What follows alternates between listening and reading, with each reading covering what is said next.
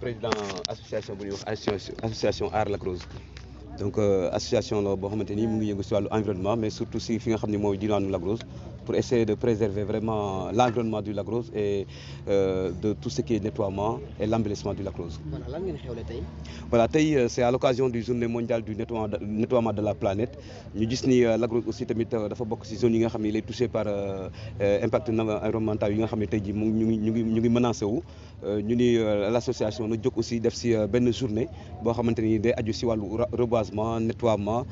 lépp loo xamante ni sensibiliser aussi la population et les autorités pour que ñu gën a jël en prise la situation du Lac Rose. Donc le programme c'était prévu aussi tamit ñu def benn nettoiement sur la plage ak ay reboisement mais malheureusement dañu am beneen ndogal bu ñu dal si kaw parce que le sous-préfet quand même nous a interdit de faire un autre reboisement sur les dunes de sable. Ça fait que maintenant on s'est focalisé vraiment sur les rives de Lac Rose. waaw donc ñu focaliser vraiment sur les rives de Lac Rose mais suñu idée woon moo doon ñu demaale géej nettoyer géej gi plastique bi dindi plastique bi defaale aussi tamit un reboisement sur les dunes de sable parce que dafa bokk si li nga xam ne mooy préserver environnement bi Lac Rose bi. Donc malheureusement nag ak tere boobu mujj ñu dem géej parce que xale yi étaient bien mobilisés pour ànd ñu ñëpp dem si jëmbat foofu mais ak contexte foncier yi nga xam ne moom la Lac Rose du subir ñu ngi continuer encore di am ce menace là. te yan façon garab ak ñaata garab ngeen jëmbat. alors tey ñu ngi indi woon 200 pieds cocotiers am nañ tamit yeneen 1000 pieds de filao yu ñu prévoir woon sur les dunes de sable parce que xam nga ni si dune de sable yi filao moom moo fay adéquat ak cocotier mais tey nag nañ jël cocotier yi def ko fii nga xam ne tamit mooy devanture lac bi tamit nga xam ni dafa nekk benn zone boo xamante ni elle est menacée pour si affaire urbanisation pour ñun c'est une façon de le préserver mais aussi tamit de embellir li nga xam ne moom mooy xar kanamu Lac Rose ba nit ñi bu ñëwee gis espace parce que notre but c'est le Lac Rose plus d'arbres moins de bâtiments parce que loolu mooy nekk suñu objectif ba nga xam ni tey Lac Rose va changer de figure sur l'accueil sur l'embellissement mais tamit si li nga xam ni moom mooy attraction touristique bi nga xam ni tey dafa nekk danger sur le Sénégal parce que tey jii on doit proposer quelque chose ñi nga xam ne moom mooy visiteurs yi gan yi ba à part Lac Rose ñu am yeneen attraction yoo xamante ni xale yi les Sénégalais yi nga xam ne tey jii dañuy dem ba géej dinañ mën a ñëw yam fii sur le rive du Lac Rose def ay activités donc cet espace là désormais aujourd'hui je pense que dina bokk si panorama yi nga xam ni moom mooy nekk attraction wu Lac Rose waaw. nga tey dañ doon wax naan Lac Rose dafa menacé de disparition maanaam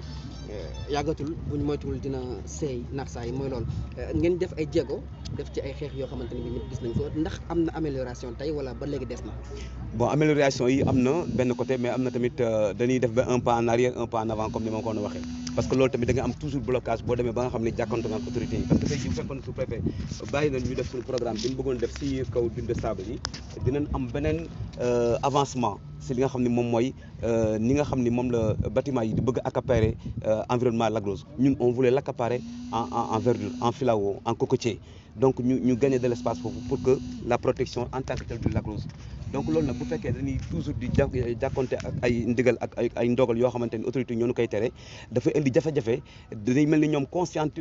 wuñu si disparition wu Lac Rose te loolu dafa nekk loo xam ne da jaxaran maanaam da nga koy teg bët da ngay xam ne fii ndox mi daan na egg si fii tey nga gis fa ay borne gis fa ay murs yu ñu clôturé te loolu day nekk loo xamante ni day freiner activités yi nga xam ne tey jii population bi ñu ngi ko bëgg a def pour la protéger le Lac Rose et son environnement parce que tamit bu nee la foo xamante ni ça faisait ay 20 kilomètres carrés tey mu dem ba nga xam ne ay 4 wala 5 kilomètres carrés moo fi des da ngay gis ni carrément Lac Rose dafa nekk di perdre sa valeur si plan touristique mais tamit la vie telle du Lac Rose en train de disparaître sous nos yeux sans que ñun tamit bàyyiwuñ si xel parce que te loolu moo waral léegi ñu ñuy jóg vraiment di jéem a def fépp boo xamante ni am nay bâtiment ñu fay jéem a pousser yi di fa gagner de l'espace pour am de la verdure. donc loolu bëggoon yokk talaaj ñu ne ko. waaw li mu bëggoon yokk rek mooy di remercier vraiment ñi nga xam ne ñoo fi teew ñëpp maa ngi président Maguette Ndiour Laye ñàgg nga xam ne moom mu ngi si tout ce qui est mouvement des jeunes nekk aussi président commission xorom Sambay Faye Yaguet ak l'association Aar Lac Rose yi nga xam ne tii ak mouvement politique yi nga xam ne jàppale noonu la commune aussi tamit ñoo ñu jàppale si bulldozer il faut le dire parce que c'est le maire on l'avait parrainé ce journée il nous a appuyé avec des bulldozers mais aussi tamit quelque part il nous a freiné quelque part pour ñu mën a yeggali li nga xam ne bëgg nañ ko def donc contexte politique yi dafay jouer toujours donc ñu koy gën a sensibiliser waat le maire de la commune de Niaga Tivaouane Peulh xam ni le Lac Rose fait partie de sa commune et il doit le prendre en charge sur tous les aspects sur l'aspect environnemental sur l'aspect touristique mais sur l'aspect du développement durable parce que loolu tamit dafa nekk suñu cri de cœur le maire s'il était là dina gis ni lii ñu def nii c'est embellir sa commune aussi donc le fait que nous jox na bulldozer baax na trop on dañ koy rafetlu di magnifier ces gestes parce que c'est très important mais tamit dañuy ñaawlu li nga xam ne tey accompagné wuñ ko ba nu gagner vraiment l'histoire de ces dunes pour que ñu mën ko reboiser davantage donc à part ça daal di féliciter tout le monde di docteur Amadou Wade mu ngi fii vraiment il y a un bon monde tous les jeunes ñi nga xam ne tey ñu ngi ci association yi Moussa Fall directeur cabinet du maire donc vraiment c'est toute la population de ñàgg bënn ba et ak yeneen organisation yi nga xam ne tamit ñu ngi ciy jàppale di leen remercier et puis di féliciter à tout le monde, la presse aussi, d'être venu de comprendre aussi l'idée de notre association. Voilà, aujourd'hui c'était à l'occasion du journée mondiale du nettoiement de la planète. Donc on s'est dit que vu que la Lac Rose elle est vraiment menacée sur le côté de l'urbanisation et les réchauffements climatiques parce qu'on a eu des problèmes comme ça, donc on s'est dit que ce serait bien de marquer cette journée à travers une campagne de rebasement, une journée de rebasement. Cela veut dire qu'on vient de planter presque une centaine de cocotiers qu'on a mis sur les rives du Lac Rose pour essayer d'accaparer ces espaces-là en verdure, en cocotier, en filao, en cordial, parce qu'on en avait fait l'année dernière. Alors cela, c'est dans le but de préserver ce site, qu'il soit un site d'attraction, une site qui soit bien embellie, qui soit accueillante pour que le Lac Rose change de figure, pour que le Lac Rose soit un endroit vraiment idéal pour les visiteurs occidentaux, mais pour les visiteurs locaux aussi, les nationaux. Parce que pour nous, c'est très important de faire ces journées, de sensibiliser tous les jeunes qui sont venus en masse aujourd'hui pour nous accompagner, pour planter ces cocotiers-là. Voilà. Ouais. Et malheureusement, ce qui fait un peu le couac, c'est que nous étions prêts pour partir parce qu'on avait construit 2 équipes, une qui sera là pour faire tout ce qui est nettoiement et reboisement ici, mais l'autre équipe normalement devait être sur les dunes de sable pour planter aussi des arbres et nettoyer aussi les rives de la mer, la plage, parce que vous avez la plage, on a eu beaucoup de coupes de plastique, donc on était motivés pour la nettoyer là-bas et planter aussi des arbres, des filaos. Mais malheureusement, on a eu encore un autre arrêt au niveau du préfet. Alors il nous a signifié qu'on ne peut pas aller reboiser là-bas parce qu'il y a eu des litiges fonciers et normalement c'est un domaine national classé par les eaux et forêts, domaine classé. Alors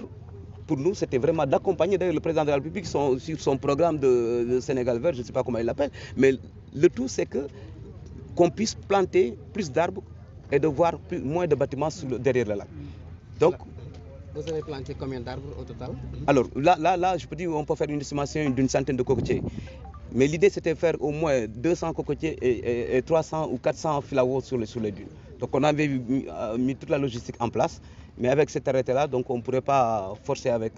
les États. Mais on voulait vraiment sensibiliser les autorités pour leur montrer que le Lac Rose est en train de disparaître et la seule façon dont on peut le protéger, c'est de protéger les dunes avec des filaos, planter des cocotiers pour embellir déjà, mais aussi pour rendre l'utile à l'agréable, c'est-à-dire de faire une sorte que le Lac Rose soit une attraction touristique aussi. Voilà, donc est-ce que vous avez déjà donc fait des gestes pour sauver le lac? Est-ce qu'il y a une amélioration? Bon, on peut dire qu'il y a une amélioration d'un côté, mais de l'autre côté aussi, on a eu des difficultés pour mieux avancer. Cause pour laquelle je vous disais que tout à l'heure, avec cet arrêt-là, on pourrait faire cela pour mieux vraiment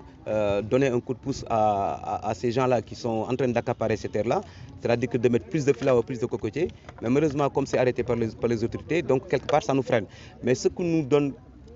la possibilité de faire, à chaque fois on est prêt pour planter, pour reboiser, pour embellir, comme on l'a fait là, parce que ça serait bien aussi que le maire tant que tel